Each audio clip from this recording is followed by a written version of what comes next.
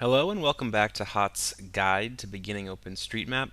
In this video, I'm going to show you how to sign up for an OpenStreetMap account and how to start making your first edits to the map. So if you haven't already, make sure that your browser's open and that you're here at the OpenStreetMap website. To sign up for an account, you need to go up to the top right corner where it says Sign Up and click on this link. This will take you to the page where you can create a user account, and you need to fill in just a few fields to sign up for an OpenStreetMap account. Now you need to have a valid email address in order to have an OpenStreetMap account. If you don't have an email address, you should go ahead and get one. Maybe a friend can help you figure out how to do that if you don't know how. Common sites for getting email addresses are gmail.com or yahoo.com. I'm going to enter my email address in here. It's at gmail.com, and you want to enter it in twice just to make sure that you haven't made any mistakes. Oh, see, I made a mistake. Twice. Okay. In the third box, you want to choose a display name. This is going to be your OpenStreetMap username, so this name will be associated with any kind of changes that you make to the map. Now, you can't choose a name that someone else has already chosen before. So, for example, I might try the name Jeff. I suspect that somebody already has this display name, so I'll probably get an error when I try to do this. And then you want to choose an OpenStreetMap password, and this password should be at least 8 characters long. When you click Continue, okay, so actually I have an error here. It says there's a problem here. This red is very bad. Somebody already has this display name. Somebody's already using the name Jeff. So I'll try something a little bit more creative. Let's say OSM Mapman. Click Continue. Okay, great. So nobody has that username, so I'm all set. But before I can sign up for an account, I need to agree to the OpenStreetMap contributor terms. These are available in French or Italian if you happen to speak those languages. Otherwise, you can read them in English. Basically, what this says is that the changes that you make to OpenStreetMap follow the terms of the OpenStreetMap Foundation. So all the data in OpenStreetMap is open source. It's like got a Creative Commons license on it. If you want to state that your edits that you'll make on OpenStreetMap, that you consider them to be public domain, you can check this box at the bottom, but you don't have to check it if you don't want to. After you've read the contributor terms, click Agree here in the corner, and this will take me to another page, and okay, green is good. It says thanks for signing up, and they've sent a confirmation email to my email address. Now I need to go into my email account and I need to click on the link that they sent me in order to activate my OpenStreetMap account. So to do that, you can just open up another tab here on my browser, go to my email site, gmail.com, and you'll want to sign in. This is going to be your email username and your email password. This doesn't have anything to do with OpenStreetMap.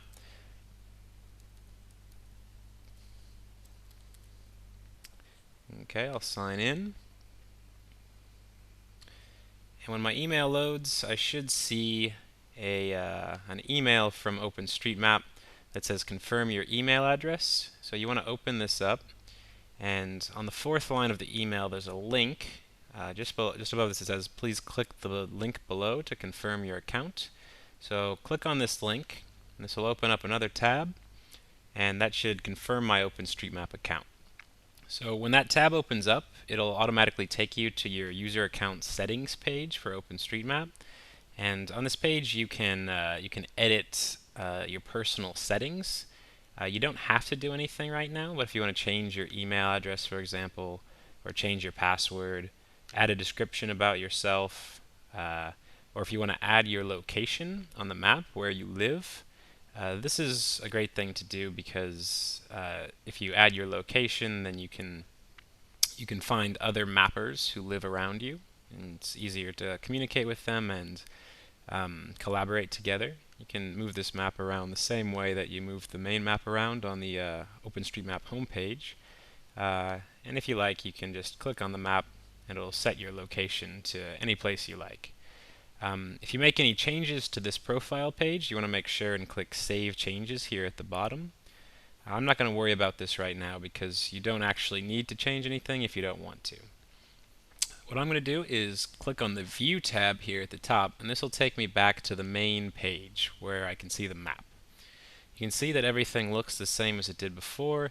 The main difference is that my username is now up here in the top. This means that I'm logged into OpenStreetMap, and I have more privileges, and I can start to edit the map if I want. Okay, so now I want to show you how to make your first edits to the map.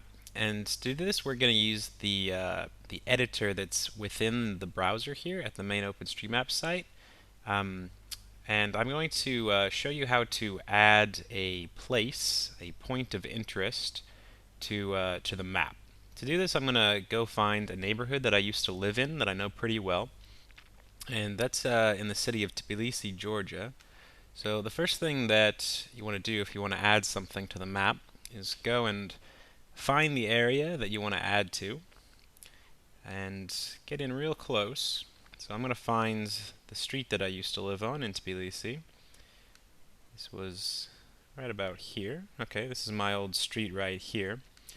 And I'll zoom in one more level here. And I remember that one of my favorite restaurants was just on the corner of this street here. Since it's not on the map, I can be the one to add it, and then other people can find this restaurant in the future. So now that I've found the place that I want to edit on the map, I can use the in-browser editor. Now to do this, I go up to the Edit tab here at the top. If I hover over the Edit tab, I can see that there's a few different options. The main ones are Potlatch 1 and Potlatch 2. Potlatch 2 is a new version of Potlatch 1 that's being developed. So I'm going to go ahead and click on Potlatch 2 and try to open that up in my browser. Now, I have a problem here, and you might have the same problem, which is that I don't have Flash installed on my system, and since the Potlatch editor uses Flash in order to work, I need to make sure that Flash is installed on my computer.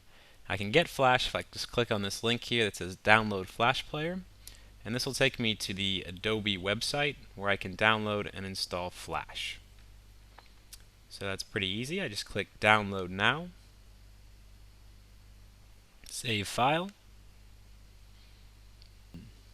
Okay, and there we are. The file is downloaded. So I just need to right-click on this, click Open, and this should start the Flash installer, which will install Flash on my computer.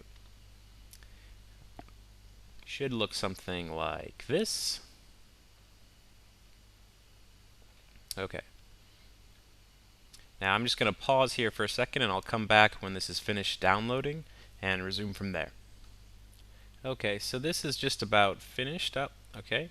It's asking me to close Firefox. I need to have my browser closed in order to finish the Flash installation. So I'll just close these windows and click Retry. And there we go. Installation complete. So I can click Finish. A little window is going to pop up here and tell me that everything is successful. Installation successful. Great. I'll close that. And now I can open Firefox again, and the editor should work fine because Flash is now installed. I need to go back to the OpenStreetMap website. If I just go to openstreetmap.org and hit Enter, I'll go here. You can see that I'm still logged in here at the top, and I'm still looking at the street I used to live on. So this is where I want to add the restaurant. Go to the Edit tab, click on Potlatch 2, and this should open Potlatch 2. Great.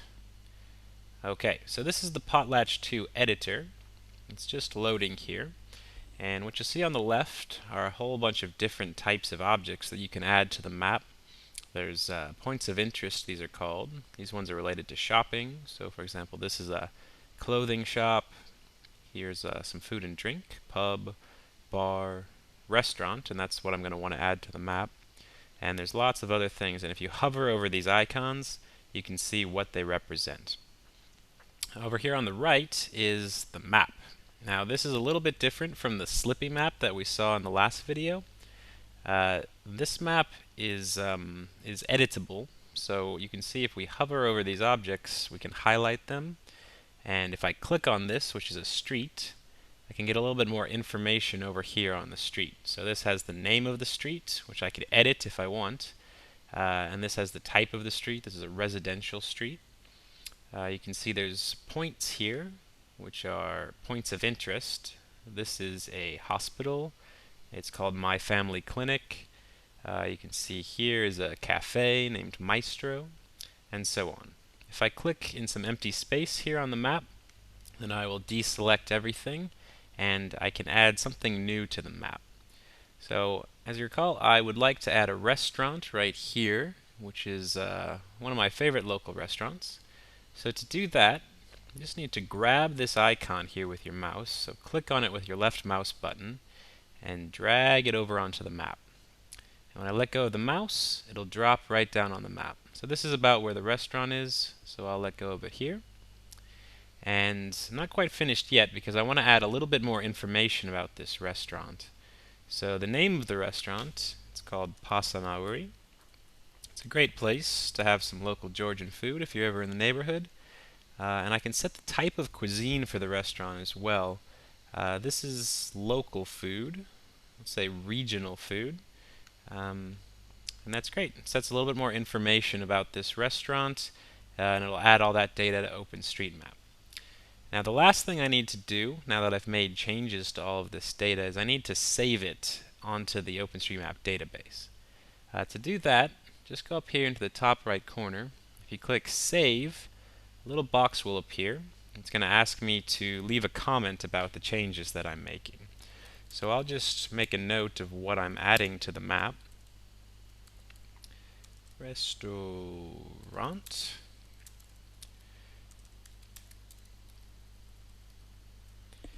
And click Save. And this will save my changes to the map. Okay, you can see here at the bottom it says changes successfully saved. That's a great sign. It means that my restaurant has been added. Now, everything is saved, so I can feel okay about leaving this window. I don't need to worry about losing any changes that I've made since I just saved the map. If you click back on the View tab at the top of the page, you can go back to the main map. And what I should be able to see is my restaurant added to the map. It's not there yet. Sometimes it takes a few seconds to get added. But if I refresh the page, simply by pressing Ctrl-R on the keyboard or clicking on the Reload tab, hopefully I'll see the restaurant that I've added now displayed on the map.